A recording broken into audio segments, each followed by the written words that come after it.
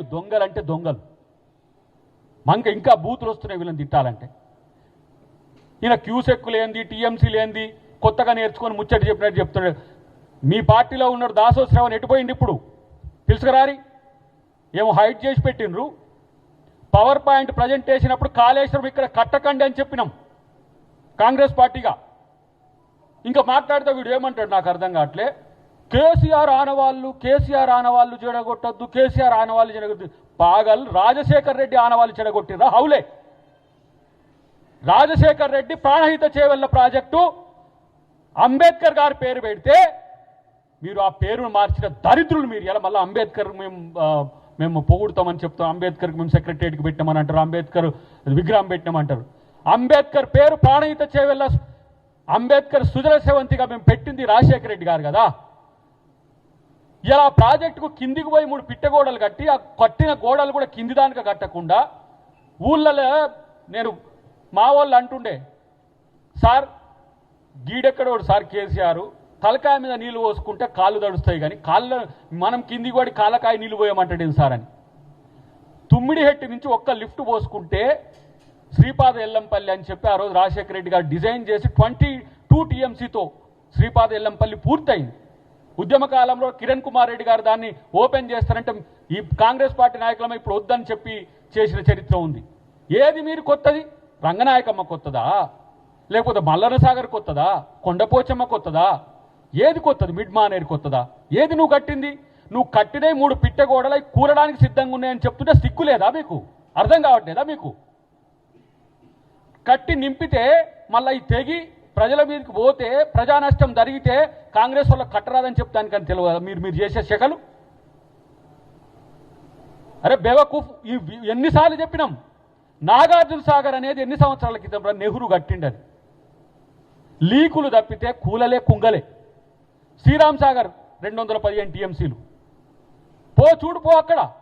నువ్వు కూడా ఇరిగేషన్ శాఖ మంత్రిగా ఉన్నావు కదా. ఈయనకు ఇప్పుడు పట్టిసీమ గుర్తొచ్చింది, ఇప్పుడు రాయలసీమ ఎత్తిపోతలు వచ్చింది, దేవాదులు ఎందుకు ఎత్తిపోస్తలే, సీతారాం సాగర్ ఎందుకు పోస్తాయి? అసలు ఫస్ట్ నీ కాళేశ్వరం ఏమైందో చెప్పు. నీ మామని చెప్పమను. మీరెందుకు చిల్లరగా లెక్కొస్తున్నారు? ఒక ముఖ్యమంత్రి ప్రతిపక్ష నేతని అడిగిండు. ఏమని అడిగిండు? ఒకవేళ నీ కొడుకు వారం రోజులు మా నాన్నకి ఇవ్వమంటుండు కదా, నువ్వు వచ్చి ఇగో ఇట్లా చేయొచ్చు అని కన్విన్స్ చేసి 3 సంవత్సరాలు తీసుకోమన్నాడు. మీ బామ్మారిది వారం రోజులు అన్నందుకు నువ్వు నాకు 3 నెలలు అన్నావు. అంటే 3 నెలలు 9.5 సంవత్సరాలు చేయలేదు, 3 నెలలు చేస్తా అన్నావు. 3 నెలలు చేస్తా అంటే నీ బామ్మారిదికి నీకే మధ్యన తేడా ఉంది. తేడాగాళ్ళకు ఇలా కాళేశ్వరం మీద ఫాల్స్ ఎందుకు? తుమ్మిడిహెట్టిని ఈరోజు మేము దాన్ని బేస్ చేసుకొని ఒక ప్రాజెక్టు మళ్ళీ ఇదే శ్రీపాద ఎల్లంపల్లికి లింక్ చేసి ఏ విధంగా నీళ్ళు ఇవ్వచ్చు అనేది ప్లాన్ చేసుకుంటున్నాం.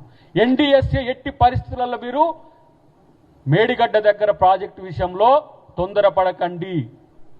ఆ రిపోర్ట్లు 2 గంటల పాటు మొన్న ముఖ్యమంత్రి గారితో పాటు ప్రజాప్రతినిధులతో పాటు ముఖ్య నాయకత్వాన్ని అంతా మేం చూడడం కాదు దేశానికి మొత్తం చూపించినాం. దాంతో ఇలా పరేషాన్ అవుతున్నారు వీళ్ళు. ఎందుకు పరేషాన్ అవుతున్నారంటే వామ్మో మళ్ళీ కాళేశ్వరం కూలగొట్టి మేమే కూలగొట్టినట్టు మొత్తం ఎస్టాబ్లిష్ అవుతుందని చెప్పేసి ఇలా చాలామంది తెలంగాణ ప్రజలు ఎవరు చెప్పింది నమ్మాలా సార్ అని కాడికి వచ్చిండ్రు. అంటే అంతలా మీరు డైవర్ట్ చేస్తున్నారు. ఒకటే చెప్పిండు ముఖ్యమంత్రి గారు ఆ రోజు. ఏమన్నాడు? నీ వెన్ను పూసలో 3 పూసలు తొలగితే నీ బతికేందో ఒకసారి చూసుకోమని చెప్పిండు. 3 పూసలు పక్కన పెట్టు. ఇలా అక్కడ ఉన్న ఎక్స్పర్ట్స్ ఎవరైతే ఇచ్చిన రిపోర్ట్లో బునియాది మన ఊర్లలో బునియాది ఎక్కడికి తీస్తారంటే గట్టి మట్టి వరకు బునియాది తవ్వి అక్కడ నుంచి పిల్లర్ వేస్తారు.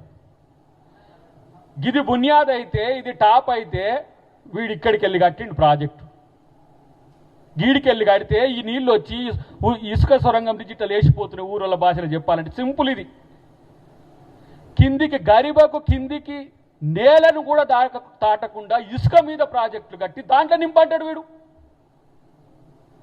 మళ్ళా నింపితే అది కూలితే మళ్ళీ ఇప్పుడు కాంగ్రెస్ కూలగొట్టిందని ఒక చర్చ అయితే నీళ్లు మొత్తం మేడిగడ్డ కన్నెపల్లి పంప్ హౌస్తో ఎత్తకపోతేనే నీళ్లు రేటు రావట్లేవట.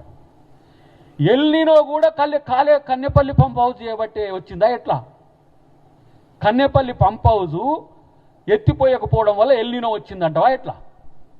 ఇక ఈ రాష్ట్రంలో చెరువులు లేవు, నదులు లేవు, ఏమీ లేదు. ఒక్క మేడిగడ్డ ఉన్నది. ఆ మేడిగడ్డ నుంచి నీళ్లు నింపి కన్నెపల్లి నుంచి ఎత్తిపోస్తేనే శ్రీపాదెల్లంపల్లికి నీళ్లు ఉన్నాయి తప్పితే ఇక నీళ్లు రావు వీళ్ళ లెక్కన ప్రకారం. ఇది మీ తెలివి. ఇట్లాంటి పాగల్గాళ్ళు ప్రతిపక్ష నాయకులం అంటూ ప్రగల్భాలు పలుకుతారు. అసలు ప్రతిపక్ష నాయకు అంటూ అడ్రస్సే లేడు. ఉనికి కోసం బీజేపీకో ఈటల రాజేందర్కి మధ్యలో కొడుతుండే ఈయన చిన్నగా. ఈయన అటుపోతాడో ఆయన నీటి తెస్తాడో తెలియదు. మరి ఆయన అదే పాట పాడుతుండే, ఈయన అదే పాట మాట్లాడుతున్నాడు. ఎవరి కోసం సహకరించుకుంటారో మరి. హరీష్ రావును బీజేపీలోకి తీసుకుపోవడానికి ఈటల రాజేందర్ మరి మద్దతుగా ఉంటాడో, ఇక పోయినవన్నాడు ఏం లేనట్టుంది. కానీ ఇట్లా అని చెప్పి బీజేపీలోకి పిలుస్తానికి మరి ఆయన మధ్యలో కొడుతుండో. కానీ ఒకరి పాట ఒకరు మంచిగా పాడుకుంటారు కూని రాగాలన్నీ కూడా. ఇదే మరి బీజేపీకి కూడా సవాల్ ఇచ్చింది కదా. మీ ఎన్డీఎస్ఏ రిపోర్ట్ ప్రకారం చేస్తారా, లేకపోతే బీజేపీ నాయకులు కూడా ఈ ఈటల రాజేందర్ గారు మాట్లాడినట్టు మాట్లాడతారా అంటే ఎవరు సప్పుడు లేదు. నిన్న కూడా అదే సమావేశంలో చెప్పిండు ఈటల రాజేందర్, నీ కొరకే ఈ ప్రెస్ మీట్ పెడుతున్నా అని చెప్పిండు. రాష్ట్రానికి అంతా కూడా ఒకసారి మళ్ళొక్కసారి చెప్పే ప్రయత్నం చేసిండు. ఇవాళ 1,20,000 క్యూసెక్కుల నీటిని ఒడిసి పడితేనట కన్నెపల్లి పంప్ హౌస్కు 3 టీఎంసీలు వస్తాయట. నీకు లెక్కలన్నా కనీసం ఎరికేనారా? నేను ఒక మాట అంటున్నా, లెక్కలు ఎరికేనా నేను అంటున్నా. ఉరికే నీటిని పట్టి ఎత్తిపోయాలి, ఇదేనా మీ లెక్క? ఏం మాట్లాడుతున్నారో ఎవరికి అర్థం కావట్లేదు. ఇష్టం వచ్చినట్టుగా ప్రాపగండా తయారు చేస్తున్నారు. ఇక అక్కడ నాకు తెలిసింది ఏంటంటే, ఈ నీటి విషయంలో మా బామ్మారిది ముందుకు పోవద్దిగా, నేనే ఉండాలి సుమా అని మొదలుపెట్టిండు. కొత్త కహానీలన్నీ మొదలుపెట్టిండు సుత్తిరావు. నువ్వు ఇరిగేషన్ శాఖ మంత్రిగా చేసినావు కదా, మీరు చేసేటప్పుడు మేమంతా కూడా ఆ విషయాలలో మొత్తం పూర్తిగా, నేను ఎందుకంటే శ్రవణ్ బాట్ ఎందుకంటున్నంటే ఆ రోజు ఉత్తమ్ కుమార్ రెడ్డి గారు పీసీసీగా ఉన్నప్పుడు మేము పవర్ పాయింట్ ప్రజెంటేషన్ ఇచ్చినప్పుడు మీ దొంగ నాటకాలన్నీ కూడా ఎత్తి చూపింది మేమే. 50 టీఎంసీలు మల్లన్న సాగర్ వద్దని, ప్రతిది కూడా 2 నుంచి 5, 5 నుంచి 10, 10 నుంచి 15, 50 టీఎంసీల వరకు తీసుకుపోయి ఎస్కలేషన్ చేసిన 90,000 కోట్లు. 90,000 కోట్లట, 90,000 కోట్లు పెట్టినమాట. మేము 87,000 కోట్లే పెట్టినాం. 3వ పైపుకు ఎవడరా పెంచింది? 3వ పైపు కొరకు పెంచింది ఎవడు? 1,37,000 కోట్ల పైచీలకు ఎస్కలేషన్. ₹1 ఉంటే ₹3 పెట్టుకొని తెచ్చిండ్రు. మోడీ కాక రాఫెల్ని కొనుక్కొచ్చినట్టు. ఆడ రూపాయికే వస్తుంది రానంటే 3 వేసుకో, ₹3 అని.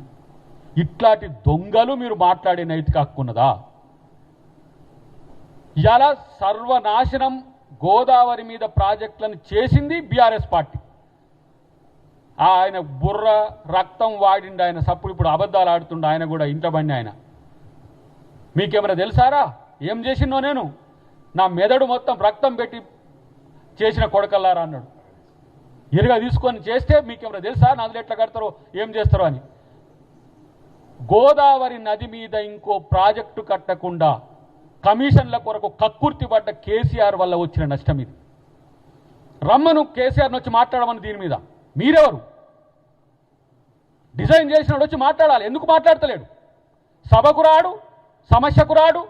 ఏమైనా సరే ఏదన్నా ఇంట్లో ప్రాబ్లం వస్తే వస్తాడు. ఏదన్నా ఉంటే ఇంట్లో వండుకుంటానికి నీకు ప్రతిపక్ష నాయకుడు ఇచ్చిందా? ఇట్లాంటి పనికిరాని వాళ్ళను నాయకులను చేసి ముందట పెట్టి వీళ్ళకి మాట్లాడని చెప్పడానికి వచ్చిందా? స్థాయిలు ఎంచే కాడికి వచ్చిండ్రు. ముఖ్యమంత్రితో పోలిస్తే నీ బతుకెంత? హరీష్ రావు నీ బతుకెంత? ఇలా ముఖ్యమంత్రిని పట్టుకొని నేను ఆయన స్థాయికి దిగజారను, ఆయన ఇట్లా ఆయన ఇట్లా అంటే నీదే చిల్లర బతుకు. చిల్లర వాళ్ళు పొమ్మని తంతుంటే పట్టలేక నువ్వు బీఆర్ఎస్ పార్టీలో ఉంటున్నావు. ఎవరికి తెలియదు అది? నీ ఢిల్లీ ప్రయత్నాలు ఎవరికి తెలియవు?